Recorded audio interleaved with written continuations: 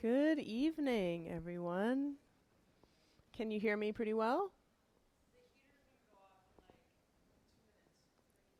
Cool. I think it's okay. I'll project. Welcome to the San Francisco Dharma Collective. I think we have maybe a couple folks who've never been here tonight. Anybody? Welcome! Yay! You'll never leave. This is a Dharma center that is completely volunteer run. So you are actually existing here through the generosity of others. So some of you know the history, but basically this whole center is run by folks who really believe it should be here. And then people who are lucky enough, like myself, to be invited as teachers, we get to come and offer some ideas and wisdom. But really, it's a totally community-oriented, community-based center, which is lovely. And it's a center in which we really value and prioritize people feeling welcome and people feeling at ease, people feeling that they are seen and understood. That is our main goal when I am the person up here, as well as for all of you in the room. There's some very simple instructions I recommend that we can try to do this together, and that is to be open-hearted and compassionate when you're listening to both what is said up here and what is said by others in the room. Sometimes I force people into doing pairs and dyads, and those who don't escape out of the room. They then listen to one another, and especially if we do that work, I really recommend recognizing just how little we know. You see someone, you see what they look like on the outside, their clothes, their facial expression, what you believe is their gender identity, maybe their history, and yet just recognize how little we know about all the causes and conditions that have led to this person being here tonight. So my simple request that we all can feel welcome and open and build a sense of community and safety is to have that open heart. How's that sound? Sweet. And as always, please, if there is ways that myself or the Dharma Collective can create a more inviting space, let us know. We really want to know. If it's intimidating to let us know one-on-one, you can do so by email or writing a note, maybe that isn't in red ink with lots of exclamation points, but some kind of note that helps us understand how to better meet your needs. I am Eve Ekman, a teacher here at the Dharma Collective, and we've been going through this really beautiful, kind of deceptively simple text. It's a book written by His Holiness the Dalai Lama called Beyond Religion, and essentially what the subtitle is Ethics for a Whole World. And as I prefaced last time, I really caught on to him. I understand now that every chapter is about compassion. For a while, I wasn't getting it. I was like, wait, this one too? So every chapter is about compassion, and I think that that's fitting. I think compassion is at the core or the heart or the center of how we can lead a life that feels not only sustainable for us, but a life that really includes all of us, since we are here as part of a community, whether we like it or not. So this chapter this evening, long awaited, is on discernment. Took us a while to get through forgiveness. Forgiveness took us way longer than I anticipated, and I don't know, we might need to go back. Anybody want to go back to forgiveness at some point? It was a lot to consider and take on, and I really appreciate all of you who were here last week as we did some of that hard work of facing what the lack of forgiveness costs us and looking at the ways that our heart closing down towards others mirrors our heart closing down towards ourselves. So this week we get to look at discernment, and I really have been enjoying this chapter. I've read it now a couple times since I keep thinking we're going to get to it and we don't. So this time reading it, I was just really struck at how important it is we're developing discernment alongside developing our meditation practice. We think about these practices, especially the simple practices of mindfulness, as in some ways a big revealing. We start to see more and more about our everyday experience, more and more about our internal processes. more and more about all the garbage dump that's our own mind. And it can be exhausting and defeating, right? Wow, now I have all these skills and capacities to know my mind, and yet my mind feels ever more out of control or hard to recognize a way into peace and calmness. And with discernment, we're really getting some pith instructions in what is the most wholesome for us. What really allows our mind to kind of create the causes and conditions that will possibly lead us to more instances of natural peace, openness, and clarity. So we'll get into discernment a bit. We'll first do a meditation practice, and took a little time for me to consider which practice really aligns with this value of discernment.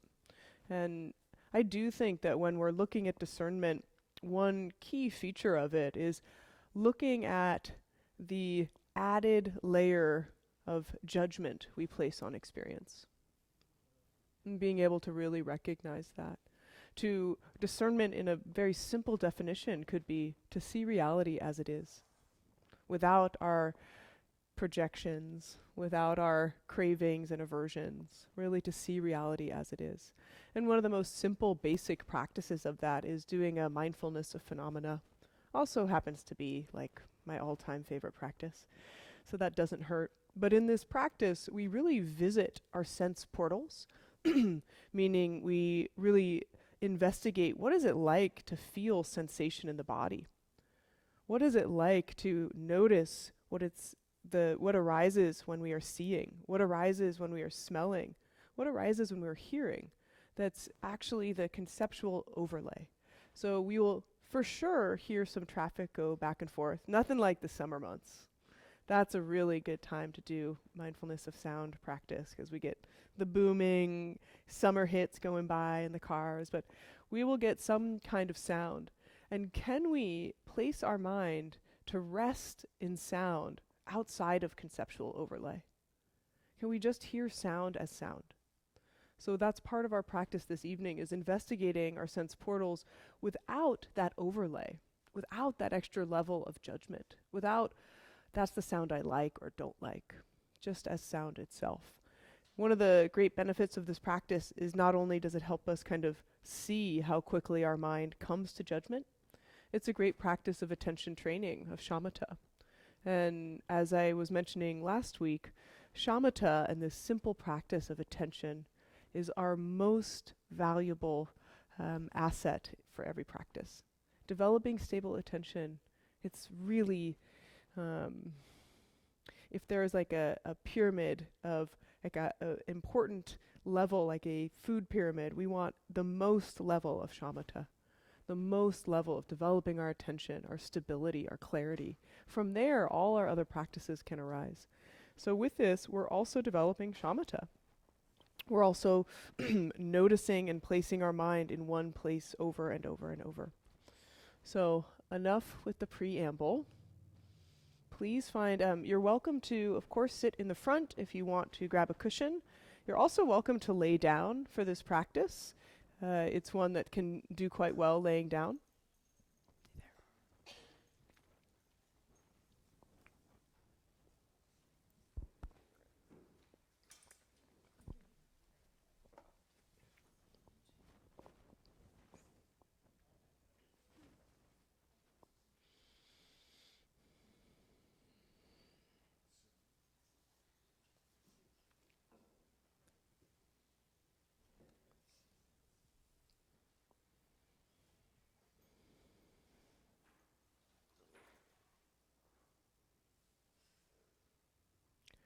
So the invitation, especially when we're practicing at night, is to rely heavily on our posture as a way to inform the most important qualities of practice: vividness, relaxation, and ease. So the vividness we can find through the uprightness of our posture, of our spine, really nice and upright. And we find the relaxation and ease by relaxing and releasing any tension we might find through the muscles in the face.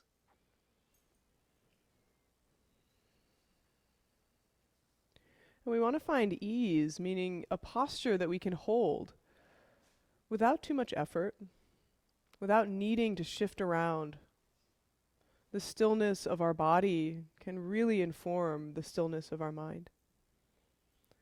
So taking a last moment or two to find a posture you can hold for the next 24 minutes or so.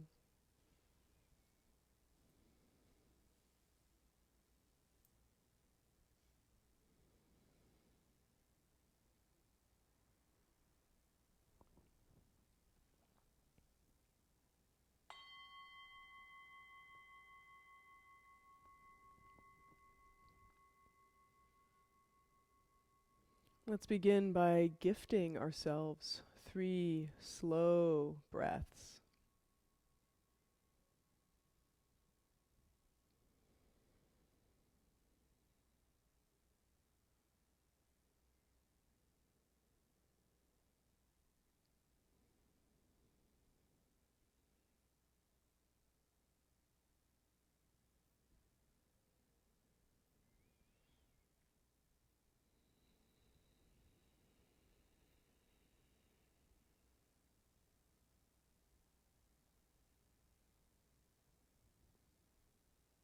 And then gently find the natural rhythm of breath.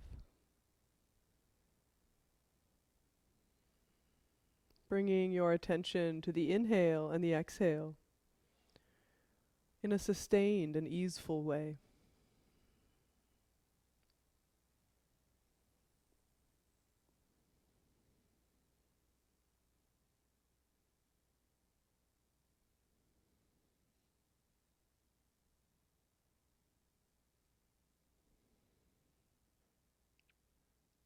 At this moment, there's nothing else to do and nowhere else to go. Settle into the simple investigation of breathing.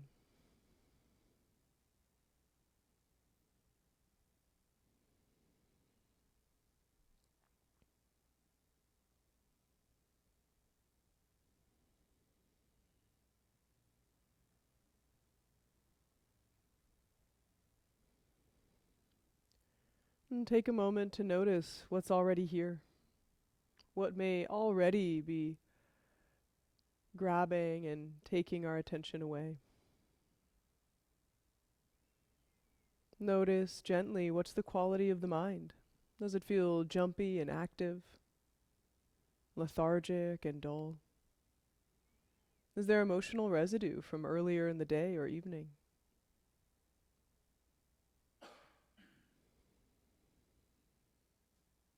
And feel or imagine that there's just enough space for whatever is already here.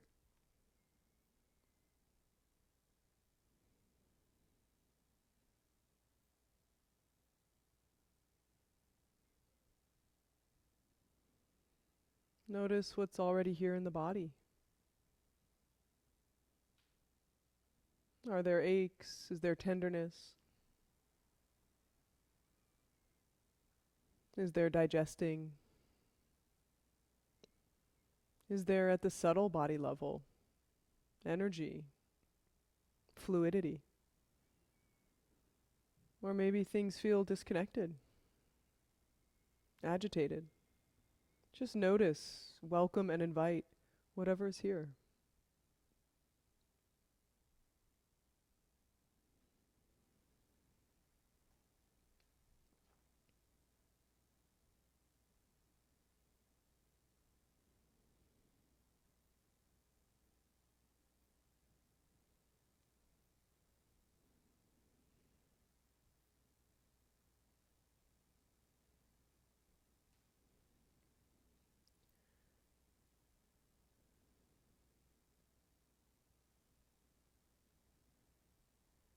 And from this place of noticing and meeting whatever is here, let's consider our motivation for being here this evening.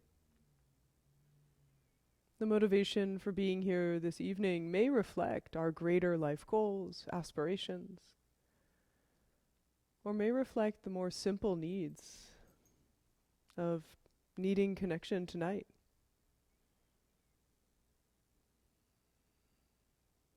looking for peace or kindness. It could be simple curiosity. Let's highlight the intention. Bring it fully to the forefront of our mind and our heart. And repeat it as a simple phrase or word, so it really infuses the quality of our practice.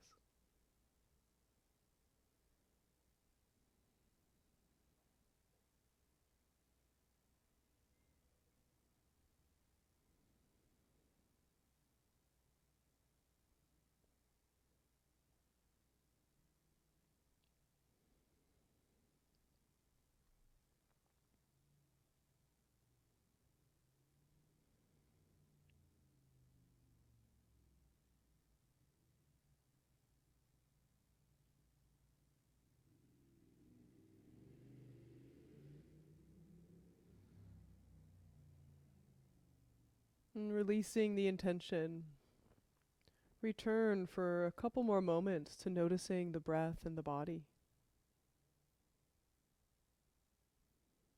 Letting the mind truly settle here for even one breath.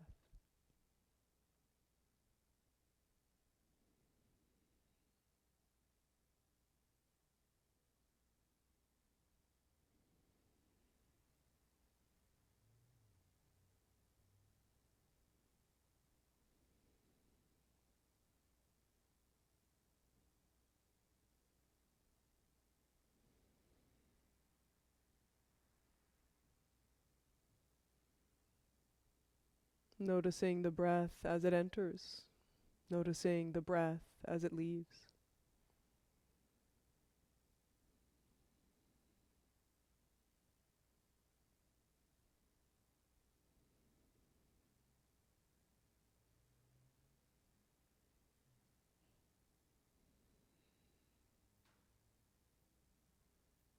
This vital, precious, moment-to-moment gift.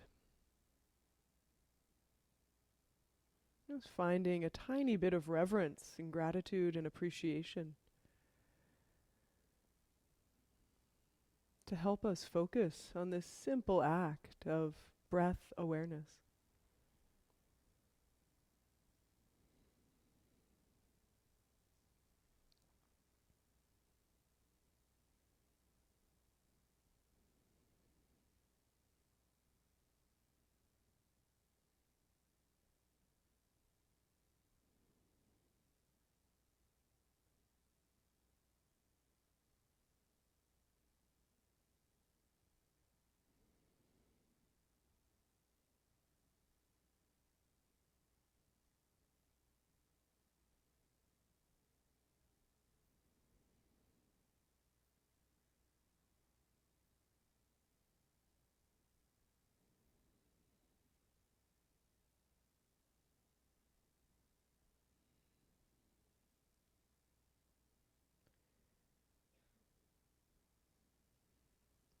We'll extend and shift the awareness to include all the sensations felt in the body. And we'll do so with a specific intent of noticing sensations as just sensation, not noticing whether they're good or bad. Not trying to understand what happened. Why is my neck sore? Did I sleep the wrong way? Or maybe I need to shift my knee and feel more comfortable. Simply experience sensation as the raw data of sensation. Maybe tingling, maybe heavy. Certainly moving around, shifting and changing moment to moment. Bring the full force of your attention and awareness just to sensation in the body.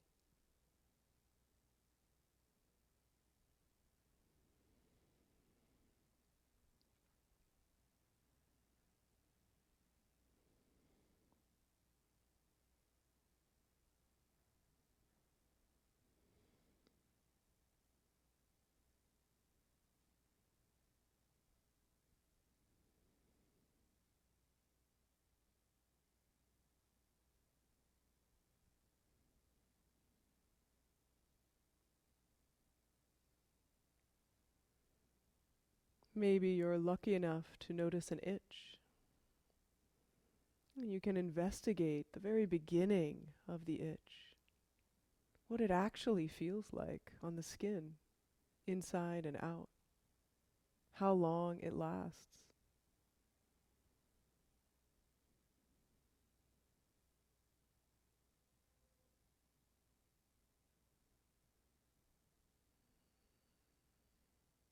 Without preference and without judgment, meeting whatever arises in the field of felt sensation in the body.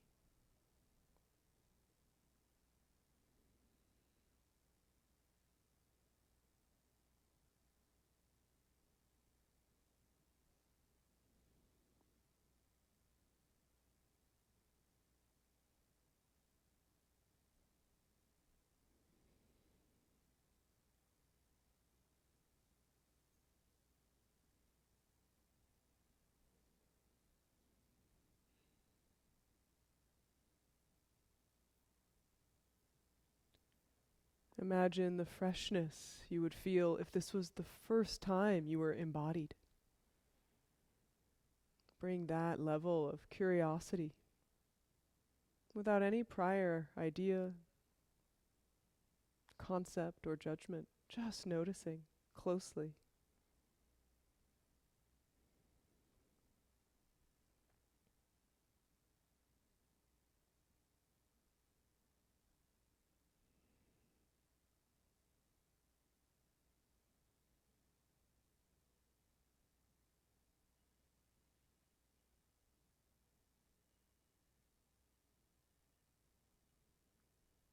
Now we'll shift gently away from the field of the body to the sense portal of sound and hearing.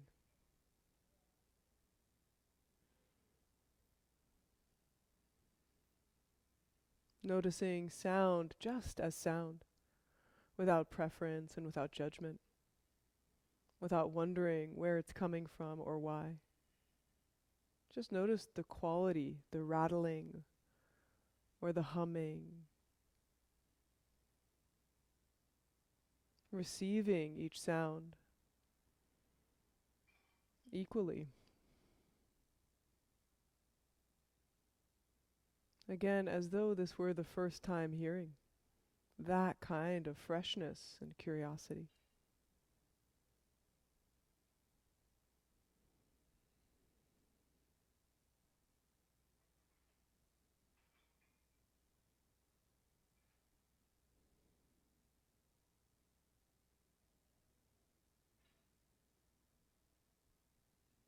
If a thought or idea or concept arises, just relax. Release whatever has captured your attention and return to noticing sound.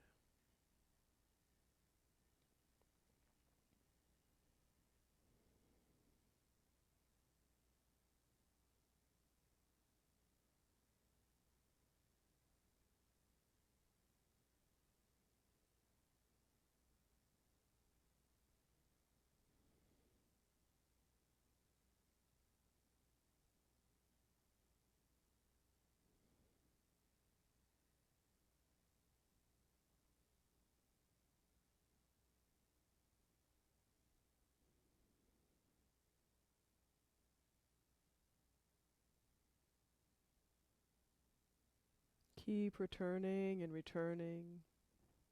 The mind gets caught up, just relax and release. Come back to listening.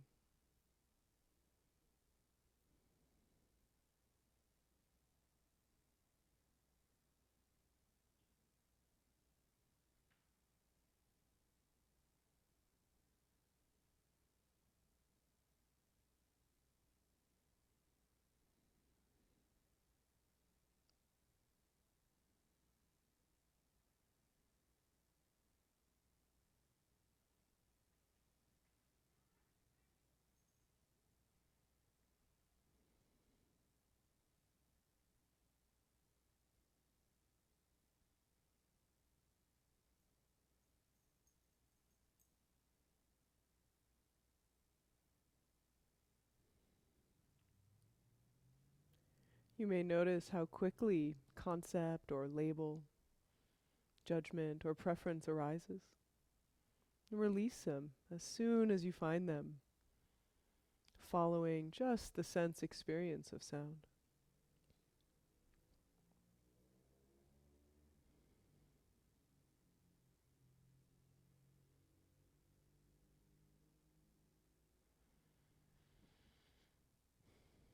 And we'll shift now gently. And to do so, we'll bring our chin towards our chest, our gaze down towards our lap. And before we invite the sense portal of sight, really imagine as though this were the first time you were receiving any visual imagery. And as you gently blink your eyes open, notice shape and color, subtle movement, shadow and light. And see if you can just receive what is seen without preference, without labeling.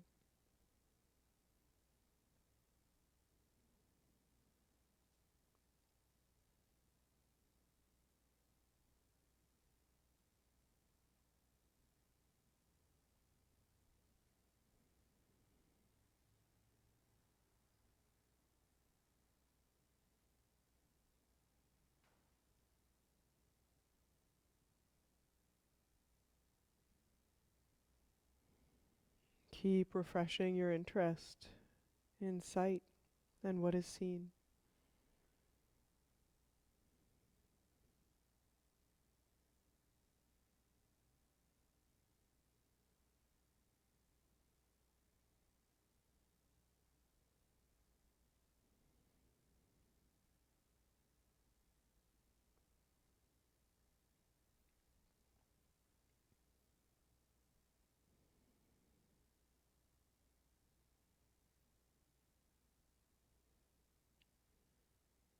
And gently blink the eyes closed and return the head to resting evenly on top of the neck.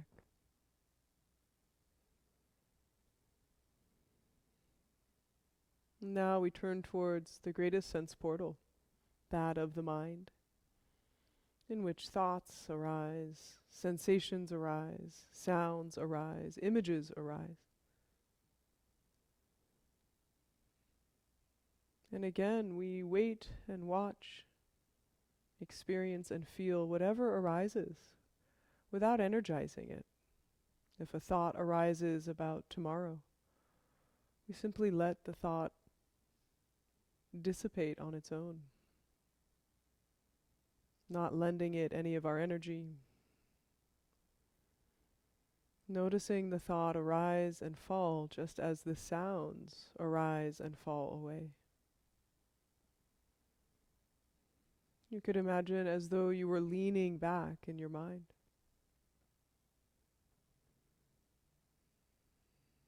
The thoughts, sensations, perceptions, images, simply coming and going within the greater space of our awareness, within the greater space of the mind.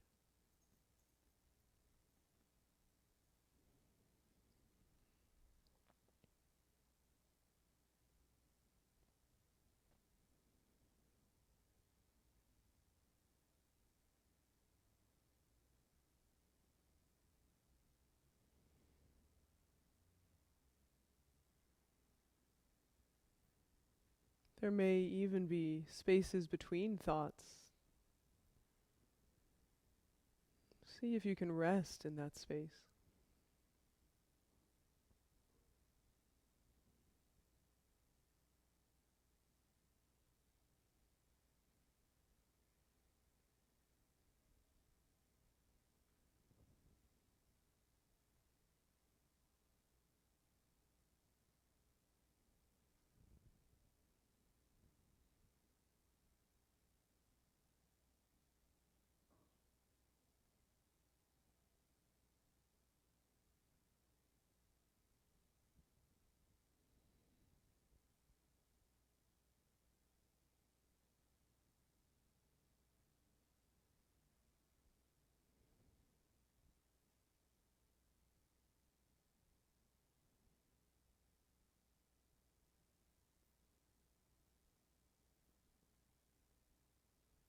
whatever arises in the mind. Make space around it.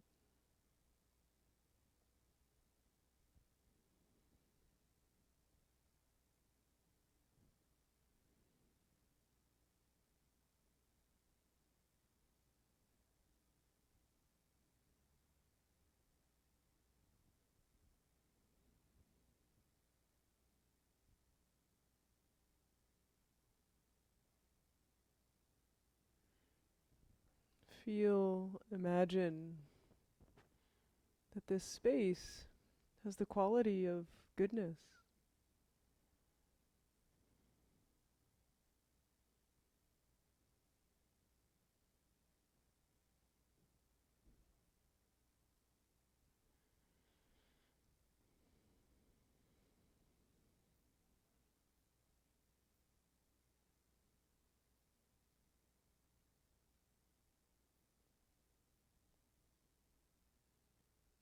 If you're getting too caught up in space or in agitated thought, come back to the belly and the breath and ground yourself for a bit of time, and then return to expanding with space all around.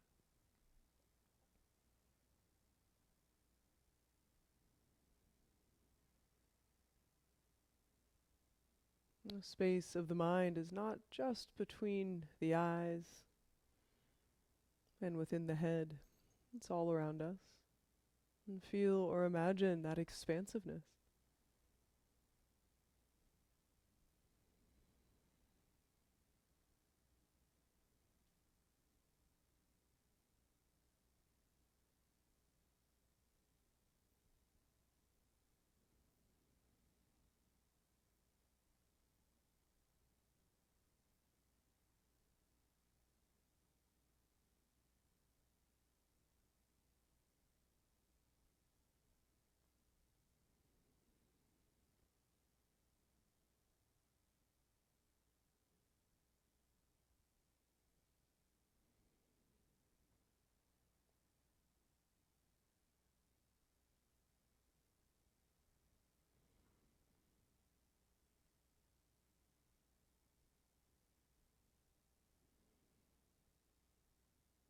For a couple more breaths, find the vividness of noticing the mind. Not succumbing to a spaciness or agitation. Vividly notice the mind and all that arises within it.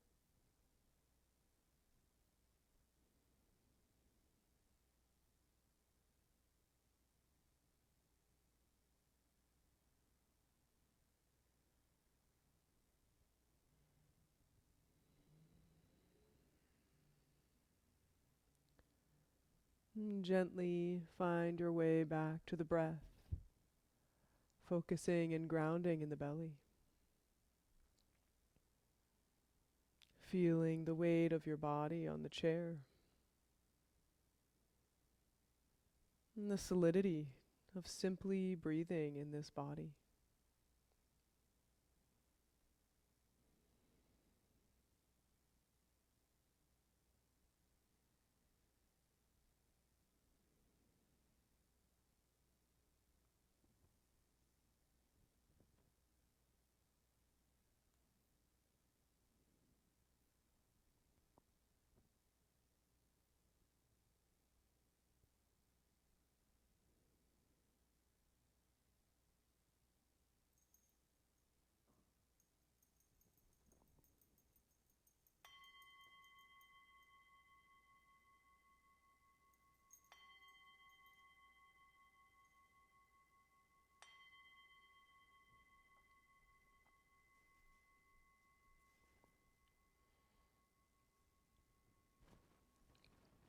Thank you for your practice.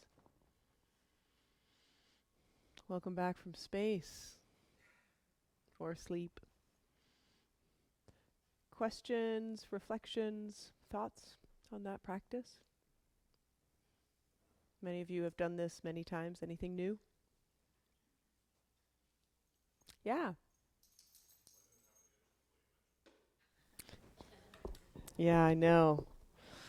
Isn't that funny? He didn't have an itch until I mentioned the itch. Yes. Did I know.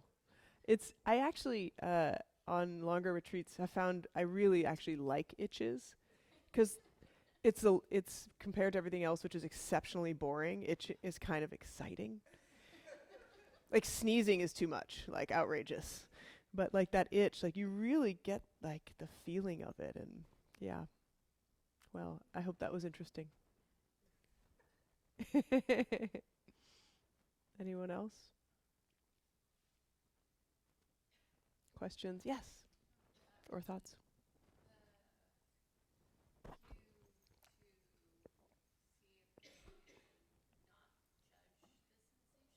Yeah.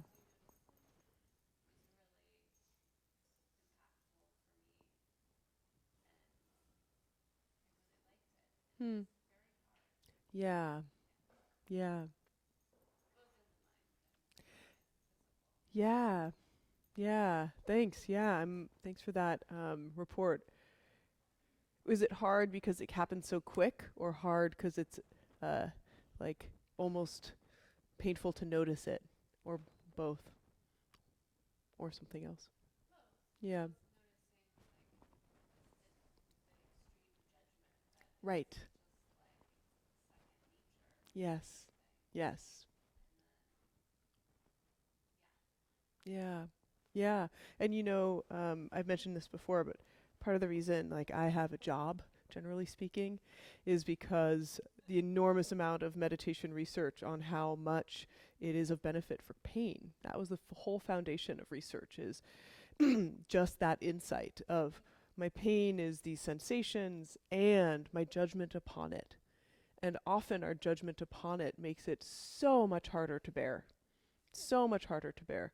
So whereas we may not be able to treat directly the pain at its root, we can treat the judgment we have upon it, and it improves our symptoms a lot.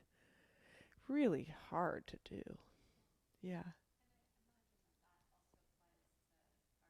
Oh, that is high level work there. That's why we went there towards the end. But yeah, no, absolutely. Even with, I mean, it's such a nice tapestry of sound. It was really delicious. We had this like shopping cart with like bottles. I was like, yes, right? Because automatically you're like, no, not that sound, right? Or some of us. And so it's really interesting to notice the automaticity of our response to what we're hearing or feeling. Yeah. Yeah.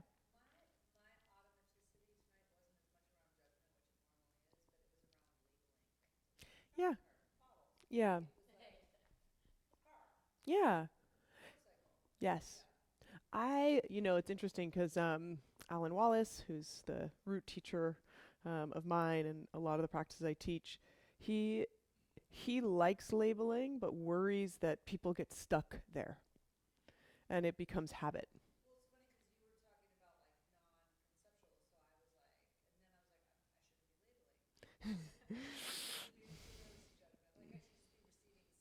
Yeah. Yeah. Yeah. But I also, you know, full disclosure, hope Alan isn't watching. I definitely use labeling myself, especially if I'm either like really excited or really lethargic, because it does help you kind of have some poignancy. And it is nice to let it go at some point.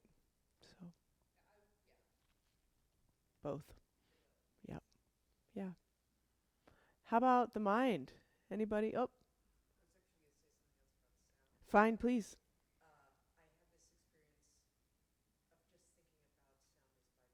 Yeah. Yes. Was it in the body? Yep.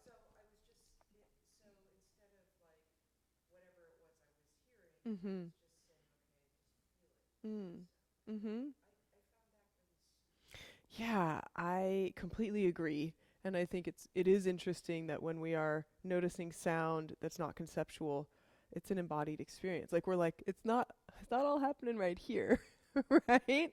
And it's that's really nice to notice it. And there's a lot of work always, but especially I've noticed recently in sound healing and sound meditations, and yeah, it can be for many of us an easier portal in.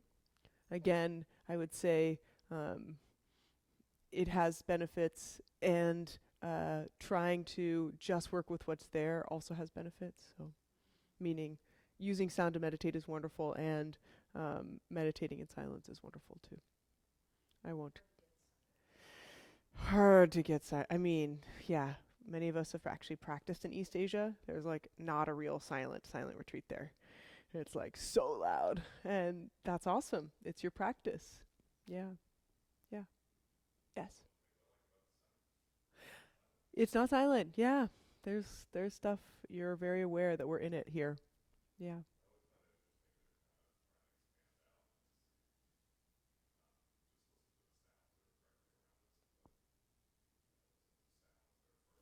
Mhm.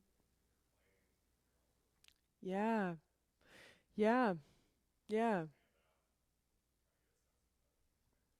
Yeah, totally. I think that's a really beautiful practice, and you could spend your entire, hour doing it. And it's what's nice about it is it's accessible anywhere.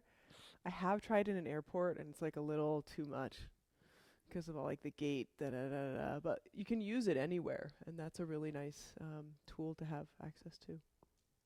Anybody want to report on their mind? Yes, or anything? Yeah.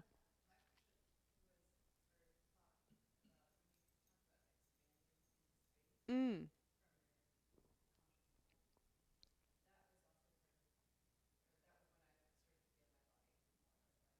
Cool. Yeah. Yeah. So, like, I was joking with someone today that I wear a bunch of different funny hats. So I can tell you the answer scientifically, Western psychological point of view and Eastern contemplative point of view. So when we reach levels of greater relaxation, so that expansion often is associated with our greater relaxation. From the Eastern contemplative point of view, there's also more fluidity of our subtle body. So we're more connected, and strangely, when you focus on the subtle body, it gets bigger. So that happens. And then from the Western scientific point of view, I think you're just relaxed. Like that would probably be how it would be explained. However, there is this interesting aspect of even dissolving in the body that I'm sure many people in this room have experienced, and sometimes feels a little bit intimidating, actually, or unpleasant. Um, and I, invite you to find either the enjoyable edge of that, but if it ever feels like not so great, like actually this body feels anchoring to me, and coming to the belly and grounding back in. But generally speaking, having that feeling of either vibration or like less boundary between body and space is a confirming sign. Like you're more relaxed and focused in the meditation. So, yeah. Was it pleasant?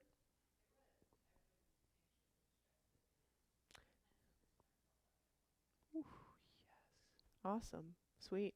Yeah. Then we always set ourselves up for the next time we practice and it's not there. So that's good. Yeah, I know, right? Yeah, yeah. And I think, for some folks, space is accessible. We can click into it. And for other people, it's like, what are you talking about? I don't know what that looks like or feels like. And that's okay. And it might just take time, or it might be different instructions. Um, yeah, it's interesting. And how that space is described is different in different traditions as well. So, yeah. Yes.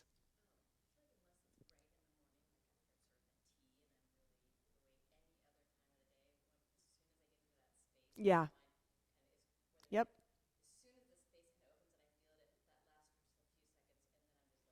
Wow. Yeah.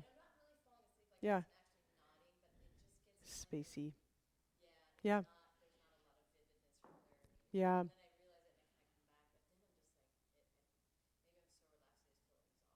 Yeah. Totally. And I think, we have such poor capacity or training in relaxing that isn't sleep, right? Like that's always what we do is we relax and then sleep. That's how we're conditioned, right? And so I do think that's really normal. And I got to ask Sokni Rinpoche about it, and he's such a subtle body practitioner. And he said that, almost, it's funny because he was talking about it just in terms of even like our body scan practices, which is like literally nap time for most people. It's like you relax in the body and you're just super soft, like no attention, precision. You're just totally like drooling as you're meditating asleep. Not everyone, but he said that we like associate like embodiment and space with this diffuse quality, whereas actually there is a vividness there, and even knowing it's there can help us find it. And one thing he points out a lot is posture, and saying that if we're feeling too soft, to like lean into the uprightness of our posture and feel that. I also think, with Alan's instructions, he would say, as we're practicing our introspection, that we focus on the inhale, which brings more vividness. Mm. Mm-hmm. Relaxed. Yeah. Yeah. Yeah. And I think, I do think like actually relaxing though, especially for most of us who work too hard and don't sleep enough. Hmm? Yeah. Well, yeah. It is also late and, there's not in the morning though. Yeah. I would play with it because, at the level of kind of Eastern contemplative understanding of this, there is form body exhaustion, like your body is tired, and then there's subtle body. And you can have a very tired form body and still a lot of vital energy in your subtle body. And some of us experience that in practice, right? That's a good question. Yeah, I had to think about that. Because I think with the subtle body, it's either it's blocked or it's flowing. I don't think of it as tired so much, but I think, and with the blocked, there's like a disconnected uh, feeling as opposed to tired. But it could be too that like you're just feeling a general um, disconnection. But I think also again, if you're dissolving into space and you're getting too spacey, just go to some really refined point. Yeah. Okay. Any last questions? It's really great to hear your questions, and I imagine that each person's question has something to do with your practice in some form or another. Um,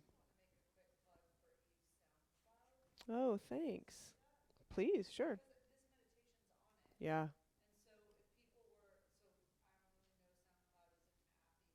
Yeah.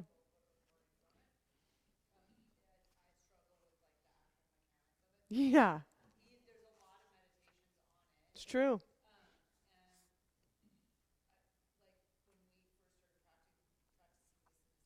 Yeah. Yeah. Yeah. Yeah. Yeah. Thinking. Yeah. Yeah. I think it's cultivating emotional balance actually. Yeah, and it's free. There's tons of meditations. Yeah. Yes. Definitely do. SoundCloud. It's like it's no, it's free. It's a website. Mhm. Yeah. Yeah.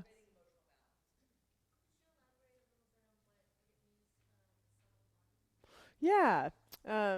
So this is a really cool one because subtle body definitely has Western scientific and Eastern contemplative approaches. Subtle body, when you look at, Ayurveda and acupuncture, has to do with these meridian systems, our chakras, like these energy centers. And essentially, there's an idea that there is something that is not our physical body and it's not our psychological mind. There's a bridge between the two. right? And when I say psychological, I mean also like our thoughts, our feelings, our aspirations. And then when you look at it from the Western psychological point of view, we see the research and studies on, for example, how psychological stress gets under the skin. So how it has an impact on our health and well-being. That's not just like, not just what's happening from the outside. That actually our experience of loneliness, of isolation, of disconnection has an impact at a energetic is again going to Eastern side, but at a physiological level in our body. So this bridge between what happens in our form body and what happens in our mind, that's the way I often think of subtle body. The more I learn about it, I feel as though I know less. And what I learn is what I read. And then I'm very fortunate, again, like I said, Sokni Rinpoche is a teacher who's a Tibetan Buddhist teacher and really focuses on subtle body. His book,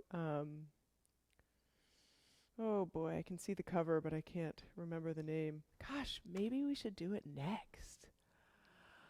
It's such a good book. Okay. Such a good, I love it. And when he's here in April, maybe he can come. That would be fun. Sokni, if you're out there, we're coming for you. He's a beautiful teacher and spirit and being, and really like understands how to translate these ancient Tibetan ideas very well for the modern context. And when he talks about subtle body, he really talks about it as a way to develop our emotional awareness and our real balance. And I think it's one of those things where you can look at all the terms and ideas, but then notice, right? What does it mean with subtle body? Again, I think of it as operating in these, either it's flowing and things are good, or it's blocked and I'm disconnected. And so to notice what that's like, not just like, oh, my back aches or my body's tired, but the energy level of my body. And so just starting to pay attention to that is interesting. Yeah. Thanks for asking. Yeah.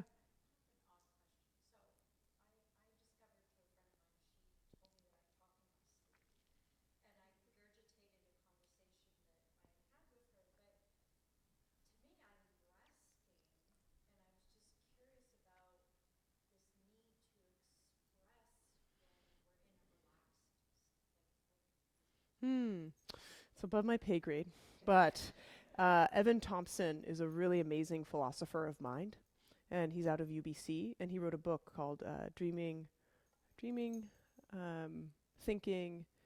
Consciousness, and it's all about the different levels of consciousness. And in Buddhism, we say often that life is a dream. It's all illusion and projection, right? In a dream, we don't know we're dreaming, and in life, we don't know we're projecting. So I would just invite to look at that part of, if there's a need to express in everyday life and to exert, then our sleeping time may be similar. But there's no idea. Yeah. It does. And I will actually also plug the Deconstructing Yourself podcast by Michael Taft, who's a teacher here on Thursdays. He did an interview 2 weeks ago with Andrew Holacek, who is a sleep and dream yoga expert. I really like to stay in my lane. I know so little about the sleep and dream, but I think it's an awesome place to examine. Yeah. Okay, so discernment. I want to start by reading this. However, while sound, compassionate motivation is the foundation of ethics and spirituality, a further factor is crucial if we are to achieve a balanced and genuinely universal system of ethics.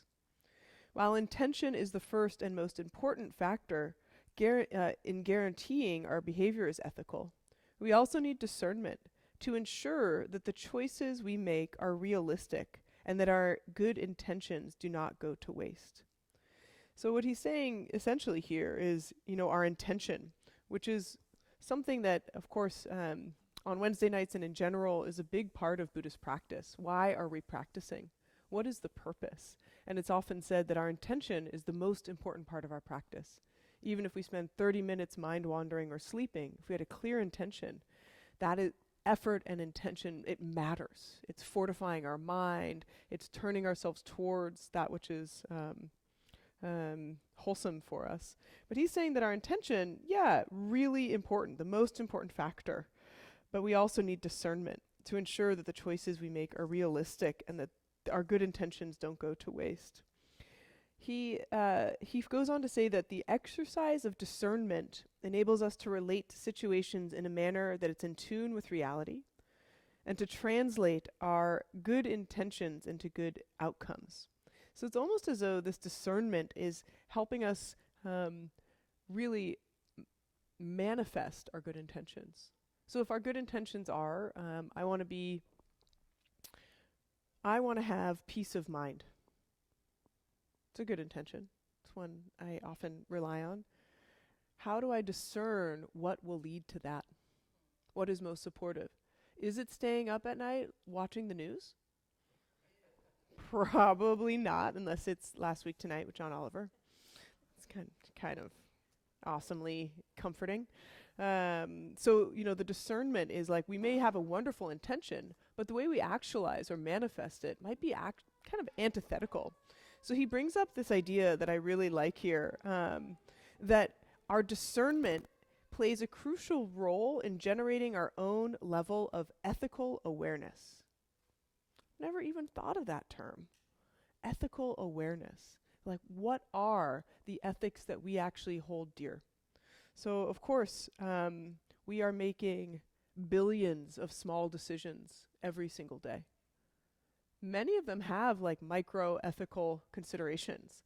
Do I use the compostable, biodegradable garbage bag, or do I use the bamboo garbage bag, or, right? Like all these small little many choices that we want to reflect our values of supporting the planet or supporting our goal to be humanitarian. How many street sheets do I buy on my way to BART?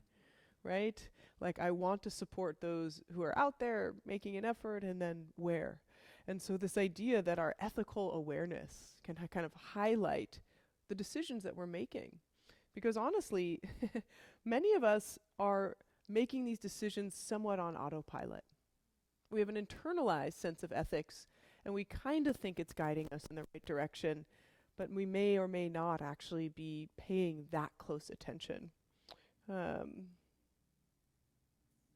He says that ethical awareness is a awareness of what will benefit oneself and others. And it doesn't arise magically. It comes from the use of reason. So that ethical awareness is no different from any other kind of education. So it's not as though we need to, if we become good practitioners and we meditate every day, ethical awareness will just arise. It's we need to apply ourselves to understand what are the causes and conditions that lead to outcomes that really benefit others and myself, and what are the causes and conditions that don't lead to that, and look really closely and really honestly. We sometimes even have an idea of what we think, what we discern will be good for us. But if we actually look closely, it may not be doing so, right? So I think that's also a really nice challenge here. And he says that many of our ethics, many of our values are shared and universal, right? Those of, like, ideally, not harming others, and killing and stealing and lying, slander, that these are, harmful to others. That's kind of clear. But then there are a whole bunch of other more nebulous areas where it becomes kind of hard to recognize and discern what is actually beneficial in this case. Can anybody think of an example of a situation where it's actually hard to discern what will be the most wholesome? Yes.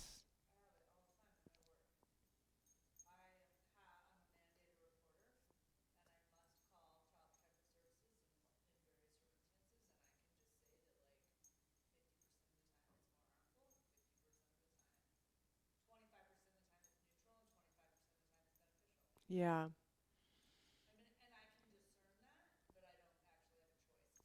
Right. Yeah. Yeah. And in that case, like, what are the smaller discernments of what you can do as you are communicating to the parent or to the social worker on the other end of the line to do the best you can to communicate that awareness, right? Because there is a call you can make of like, this is the terrible thing that's happened, period. And then there's, this is a terrible thing that's happened, but I know this family and they've been trying. And I also know that it would really be harmful for them to not have kind of connection right now because the kid is at it, like, right? So still, even there, the discernment can really make a difference. Yeah. Yes. Mm-hmm.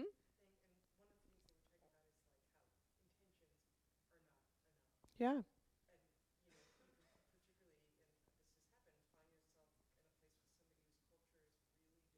Mm-hmm. Mm-hmm. Yeah. Mm. Yeah. Yeah.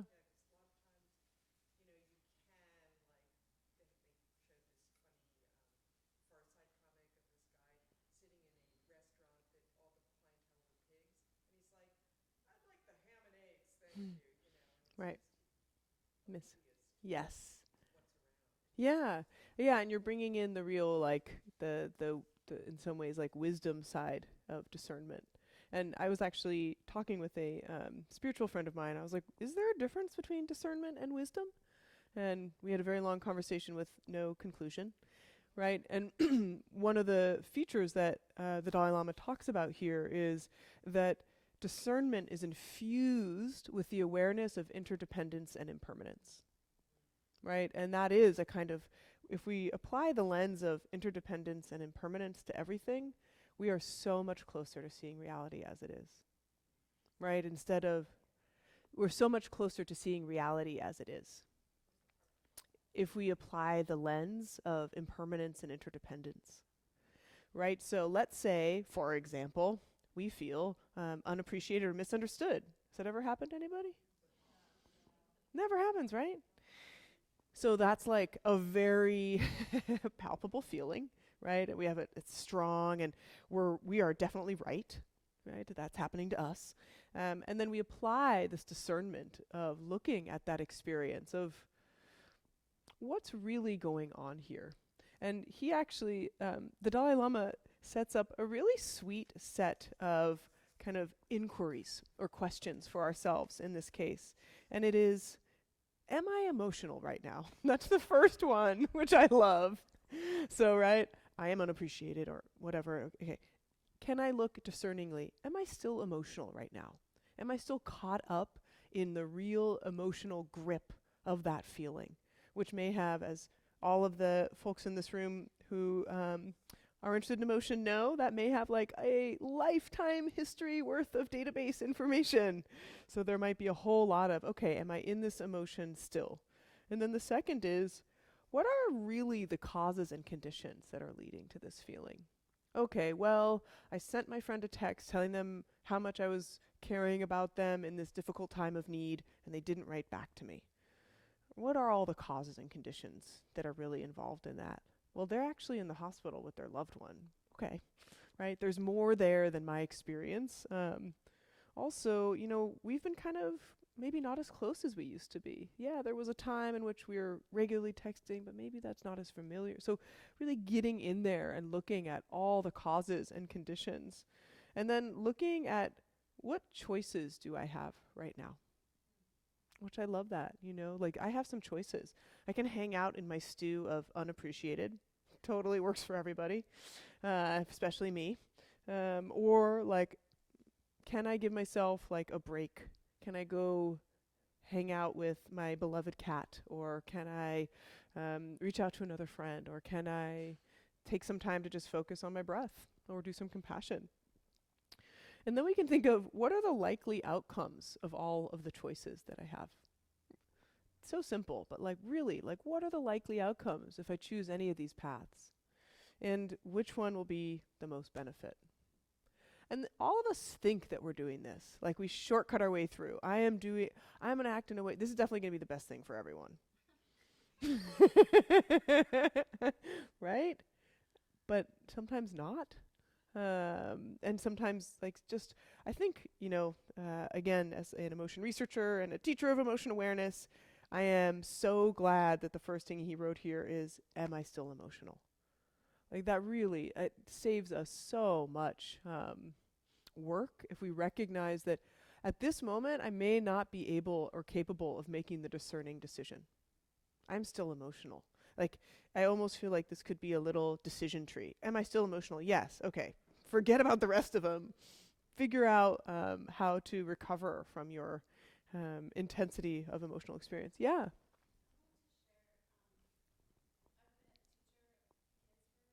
Yeah.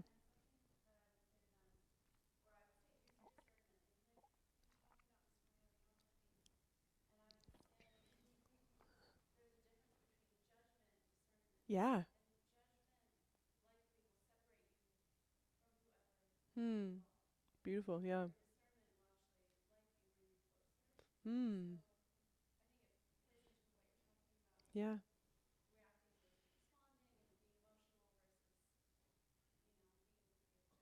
Yeah, I really love that point. And I was reflecting on this and realizing that a little bit of a missing piece in here for me is looking at exactly as you say, that I think we're really good at judgment and we're even good at this very kind of sharp discernment. But the discernment, if it has the quality of kindness, like again, everything he says, there's always the compassion. But for me to remember that this has to happen with compassion, and that then, as you say, it will bring you closer to others, right? It actually encourages the empathy and understanding as opposed to the distancing. And I do think, I think it gets really tricky with the judgment discernment. It gets really, I myself, I'm like, no, I'm just being discerning. That's unwholesome for me, right? When I am separating myself, I am making myself different then. Exactly. And so I think that's like a really good clue for us. Am I indeed using wise discernment here? Or am I really just judging this and making it different than me? That's bad. It's, oh man. We've talked about this before in reading the Guide to the Bodhisattva Way of Life and trying to address judgment and making it one block without having judgment. I challenge you. You come back to me and let me know. Mm-hmm.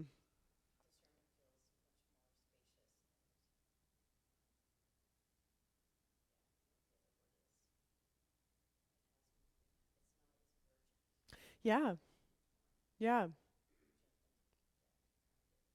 I did I walked here tonight from the Castro and I was doing kind of a walking practice, and so I was um kind of doing the sense portal of just noticing whatever came in and just noticing and watching the judgment. If I told you that I was not having the judgment, you wouldn't believe me, and you'd be right. But really like watching like what was sticky and not sticky. So I think you're right. We can find like looking at the plants or the planter boxes in front of certain houses, not that sticky. It's like, that's a cool shape of a leaf, right? But then like certain people, anyone, honestly, human beings and all their signaling, and you immediately go to, are they like me? Are they not like me? Are they like this to me or that to me? Like our mind of kind of placing people subtly above or below us or like us. And that is part of our automatic appraisal. And teaching that Alan gave years ago that made a huge impression on me, Alan Wallace again, was on moving from the I. This is actually a idea from a philosopher named Martin Buber, who some of you may know. And it's idea of moving from I and you to an I and thou. So having a experience of the divine within everyone. And I thought that was like a really interesting way. So even if I'm discerning whether or not this is wholesome or unwholesome for me, there's a kind of like a generosity and an inclusion and a like bringing within. And I think of that with other people especially, right? Because walking here, San Francisco is safe-ish, maybe not always, and you can't just be like, I'm going to completely hang out in open awareness on my walk here. Like, nope. So I'm also like, like where am I moving towards or away from? Is that like too dark of a corner to walk by? And can I do that and like notice folks maybe in those areas where I'm like, I'm not sure if I want to walk there. It's a um, field of unknown. Can I still do so with some openness?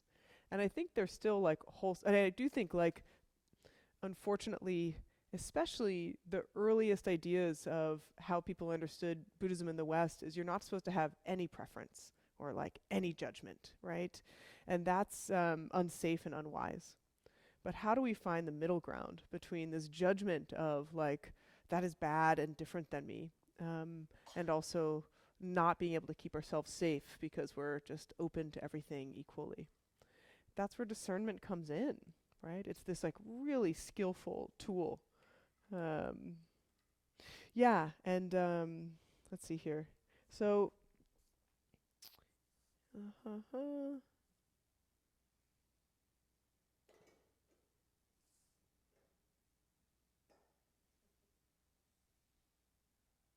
Okay, so I'm just going to read this part of when he invites us to do this inner work of how do we understand and apply discernment for difficult decisions. He says, when I am called upon to make a difficult decision, I always start by checking my motivation. Do I truly have others' well-being at heart? Am I under the sway of any disturbing emotions, such as anger, impatience, or hostility? Uh, Having determined that my motivation is sound, I look carefully at the situation in the context.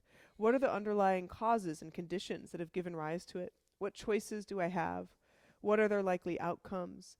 And what course of action, on balance, is most likely to yield the greatest long-term benefit for others? And so he says the key principle that we need to grasp in having a realistic understanding of the world that we live in is that of interdependence. So I would, oh good, we have time. I'd be curious, what's interdependence? How do you guys understand that? What does that mean to you? Why is it so important for us in our discernment? Yeah.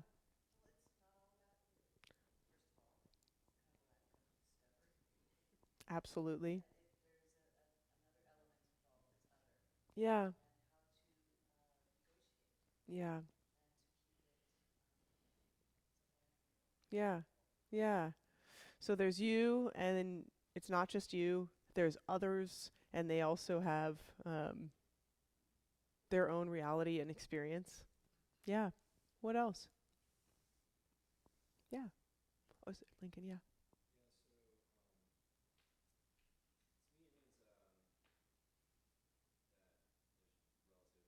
Mm-hmm.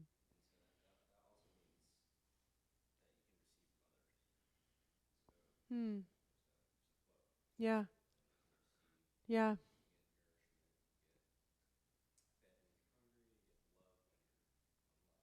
Mm-hmm. Yeah. Yeah. So there's a fluidity of experience, like ongoing in connection. Yeah. Yeah. Yeah.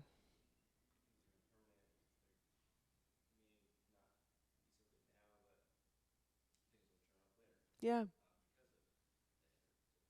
Yeah. Yeah. Yeah.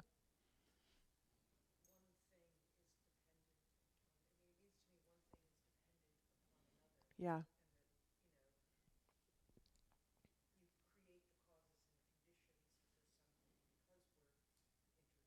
Mm-hmm. Yeah.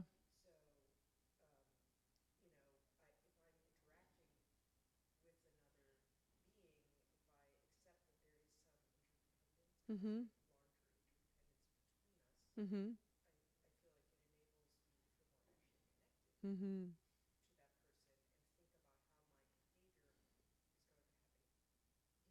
Yeah. Yeah. Yeah. Like the butterfly effect, right? Like the one thing that happens in one corner of the world has these enormous impacts all over.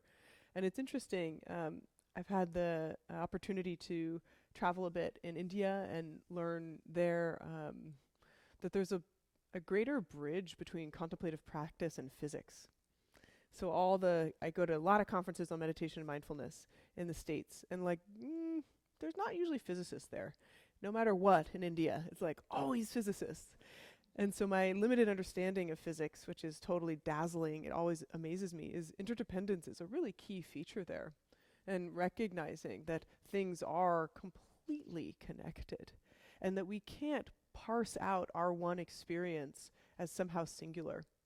And this isn't just like, oh yeah, that's a cool idea, physics is great, or it sounds wholesome, I should believe that. The opposite of interdependence is feeling isolated and alone.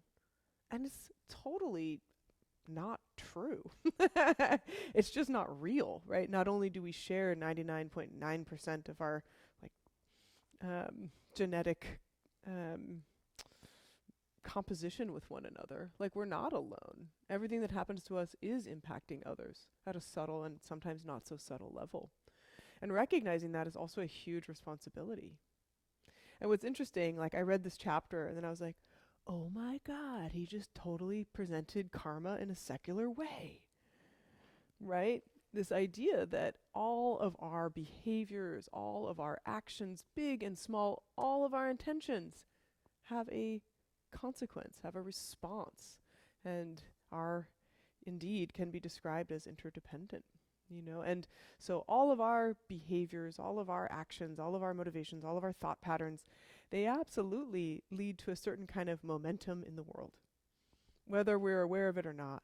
Then we run into someone else's momentum in the world, whether they're aware of it or not. And such is human relationships and connections and overlaps. And it's really, you know, it is so hard in the moment when we feel hurt or we feel frustrated or we feel whatever it is to remember it. But it's so simple. It's so clear. There's really no denying it. So I really love that he says, recognizing that so many aspects of our world are characterized by relationships of mutual dependence can help us form a more realistic understanding of the world, an understanding that is more in keeping with the way things actually are. So interdependence, again, it's not this like great value ideal that we should try to adhere to. It's just pay close attention. That's the reality of what is there. And it actually is or can feel a little bit like a relief, right? Yeah.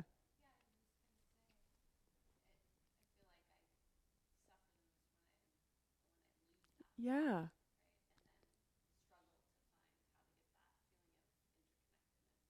Yeah. Yeah.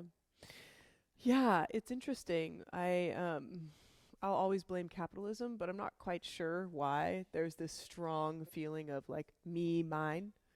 But it's definitely not just ours, right? Because this is in the ancient texts too.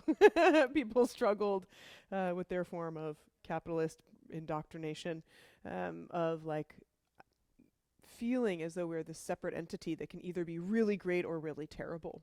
And we could be really great and really terrible, but we're definitely not alone in being really great and really terrible. And it doesn't last. That's why it's so the interdependence and impermanent together. They're just they're really it feels like they're pretty much the complete picture to finding our way to discernment, right? Of being able to make decisions that clearly lead to our own and others' well-being. Like that is the role of discernment. Responding to setbacks with accusations and blame, whether directed at others or oneself, is generally misguided and very likely will only worsen the situation. The fact is, every incident we encounter comes about as a result of countless different causes and conditions, many of which are beyond any individual's control, and some of which may even remain hidden altogether. I think that piece is really important. Sometimes when we start thinking about how to understand the wisdom of interdependence, we become like little private investigators. And we're like, I'm going to understand this. This happened because of this and because of that and probably this. And we get really caught up in trying to know. And there's so much that's just unknowable, right? About what happened that could make a certain person behave in this way, right? Especially people who are related to us or in relationship with us, right? And then we have this false idea that we know them and we can understand why, and we get even more dedicated to it. I really think accepting the kind of fact that we can only know so little is huge and important here. He concludes the chapter, of course, with compassion, but before he gets there, he talks about inevitable uncertainty. That we can, as best as we can, try to have discernment in our decisions. And we still won't really know if the outcome of benefiting others and ourselves is actually going to happen the way we hoped it would. And that there's a humility. He says, of course, no matter how hard we may try, human discernment is always incomplete.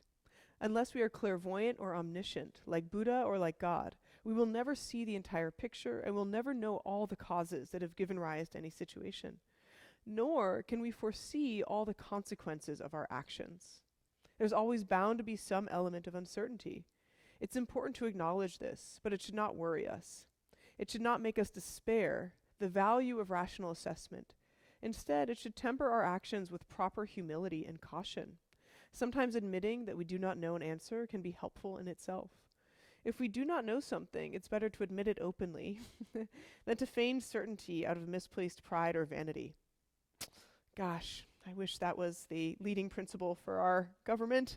This uncertainty is another reason why ethics must be grounded at the level of motivation. As I've said, rather than purely of consideration of consequences, the fact is, the consequences of our actions are often outside of our control. Where we do have control is a level of motivation in deploying our critical faculties and our discernment.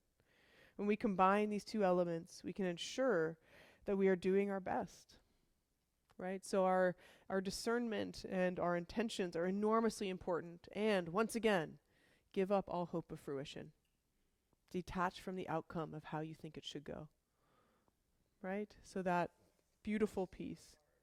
Oh yeah, that's why we get opportunities to practice it every day. And so in closing, when discernment is combined with a compassionate motivation, we have the two key components of a comprehensive approach to ethics and spiritual well-being in a secular context.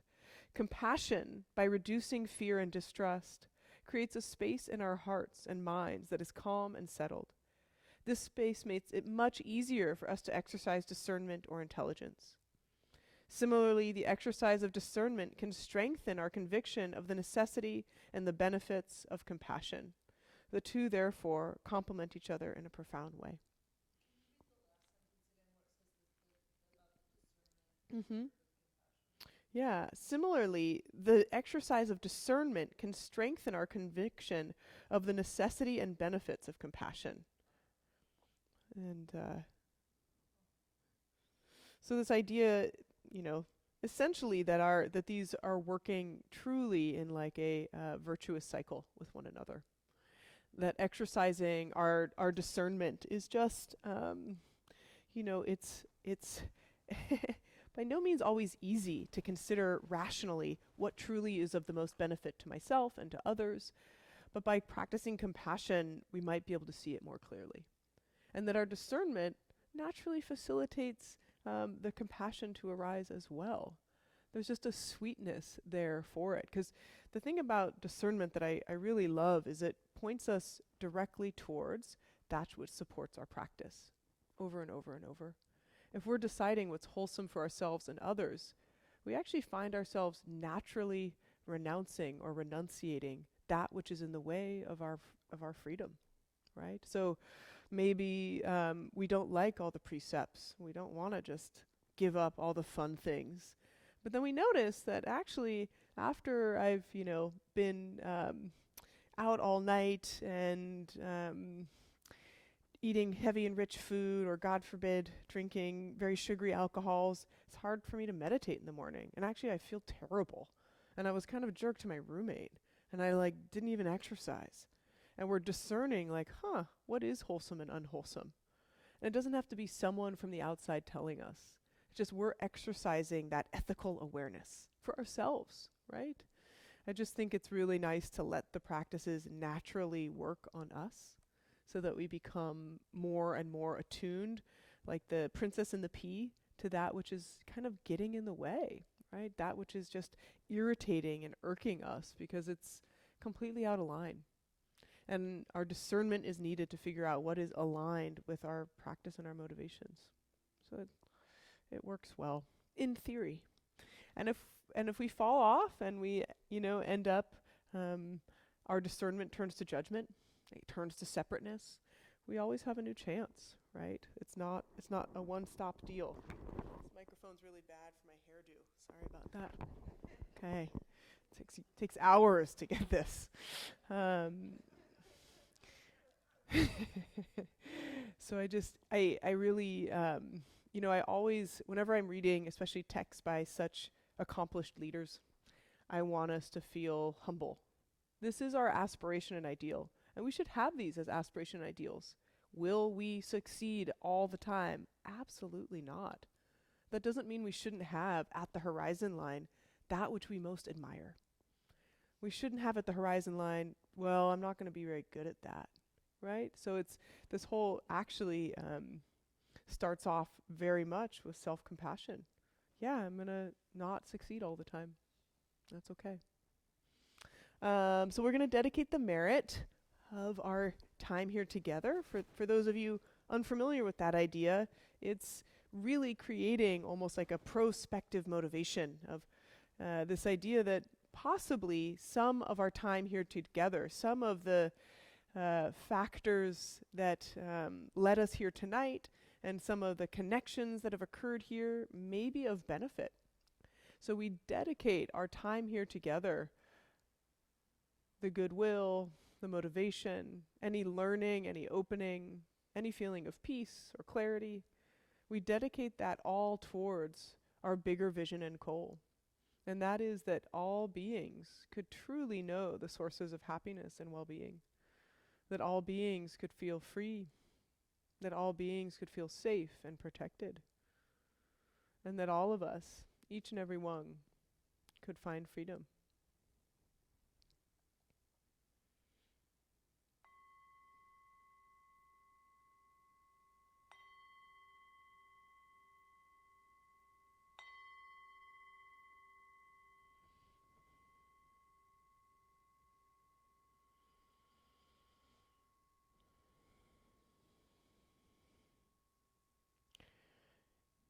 I really love being here with you all. Thank you for coming. I want to give a big plug for next Wednesday. It's going to be pretty awesome. You guys may remember my friend Tig O'Malley, who joined on the night before Halloween. We are going to do a really special gratitude edition of Wednesday night, just before Thanksgiving. It'll focus on spiritual friendship, Kalyana Mitra, and really generating a sense of gratitude and appreciation that starts in this room, but that radiates out to all of our communities. That's all I'll say about it, but it's going to be great. I'm really looking forward to him being back here. And I want to say a word about generosity and this center, which again, as I mentioned, is completely volunteer run, and the doors stay open because of donations in San Francisco in 2019. Can you believe that? So yeah, I really encourage you to give what you can, and to give in a feeling of real joy and generosity when you do so. I feel like with ClassPass, you just kind of like bump it and you're in the class, no problem. Just paid $45 for my yoga class and I'm out of here, right? And it's a transaction. This is not just a transaction, right? We are here interdependently. So whatever you give and however you give, really feel it as part of you created the space here tonight and you make it possible for others to be here. So appreciate that. We still also need volunteers. Can the volunteers raise their hands here, either tonight or other nights? You guys are like seriously amazing. Volunteer, as in no money, coming here in order to support this place to stay open. We really need some more volunteers and so much fun. Sorry, I'm making it sound really hard. Volunteers, yeah, it is. I mean, I don't know, but yeah, I am a volunteer, actually. It's true. So yeah, if you would like to become a volunteer or learn more about volunteering, talk to. Okay. Okay. Great. Um, Bring your friends and let them know that there's also a live stream, so your friends who don't live here can join us, kind of, in a special way, which would be great. If you can't make it, though I really recommend showing up in person. I know it's nice, like, to watch with, like, your food and in your comforter, but showing up helps all of us, each one of you. So thank you so much for coming tonight. Yeah.